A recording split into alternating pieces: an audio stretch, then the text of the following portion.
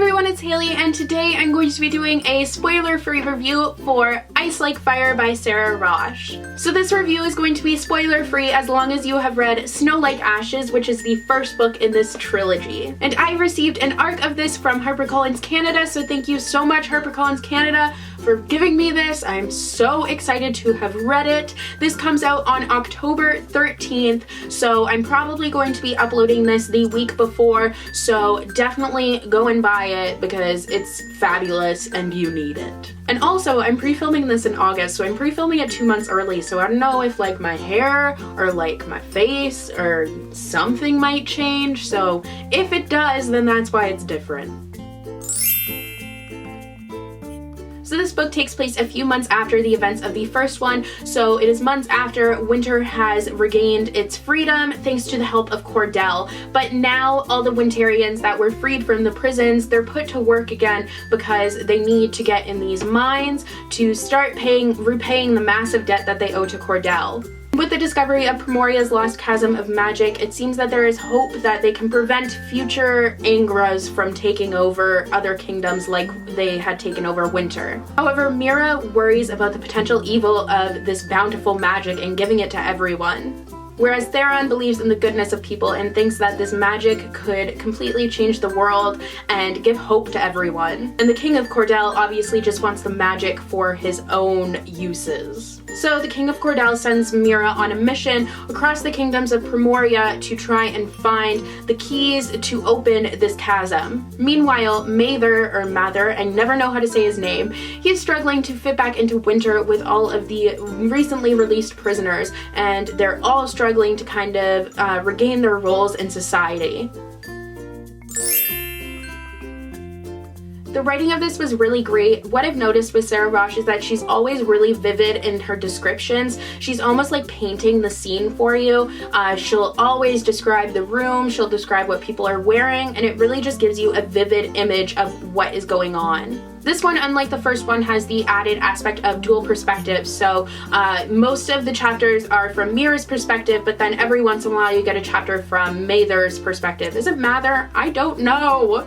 And I did like the dual perspective because we did have Mira was away from Winter, so you got that side of things, but then you also got Mather, who is seeing all of these recently released prisoners and them like trying to fit back into society, and that was a difficult word to say, and they're really struggling with that, and he's struggling alongside with them. And I thought that his point of view and his struggles and his journey was really interesting and added another whole level to the story. And the perspectives were unique enough for it to work well. You knew who was talking without having to, like in certain books, a Legion, you'd have to go to the front of the book to see, or the like first page of the chapter to see who was talking because they're so similar that you can't tell.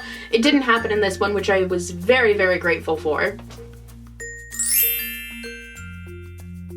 As far as characters go, Mira was a very interesting character in this one because she has just found out that she is queen. She's not a warrior, she is a queen, and she finds out that everything that she has known about her life has been a lie. She finds that all out at the end of the last book, and now in this one, she's trying to fit into her role, and she's trying to kind of reconcile being a warrior but also being a queen. She's trying to be political but also militaristic about things, and she was really, really struggling with that and kind of trying to find a balance between the two. And she feels like she's kind of lost her sense of self because she finds out she's not who she thought she was, and her whole family isn't who she thought that they were. So she's trying to fit into this political sphere and in court life, and I thought it was very interesting to see her kind of slide into her role as queen. I think she did it very, very well, but it's still like it was obviously taking an emotional toll on her, and I thought that it was interesting to see her kind of trying to cope with that. Especially because she used to be a person who would make rash decisions and just do what she needed to do. She was brave, she's pretty badass, and she'll just do whatever she needs.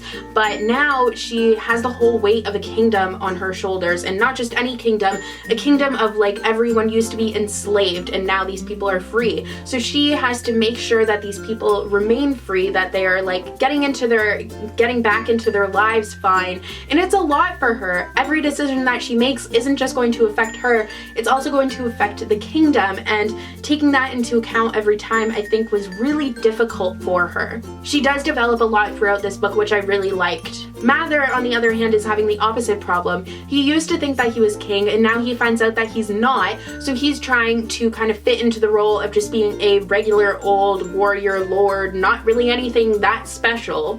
And he feels guilty for the fact that he's struggling with this because everyone else just got out of these prison camps and they have much more to be struggling about, but he is still having a really hard time with it. His perspective was interesting because you can just tell how angry he is and how emotional he is, and I felt like that raw emotion was really brought into the story, which I really liked. He definitely has a lot of feelings, and understandably so, because like Mira, his world was completely turned upside down.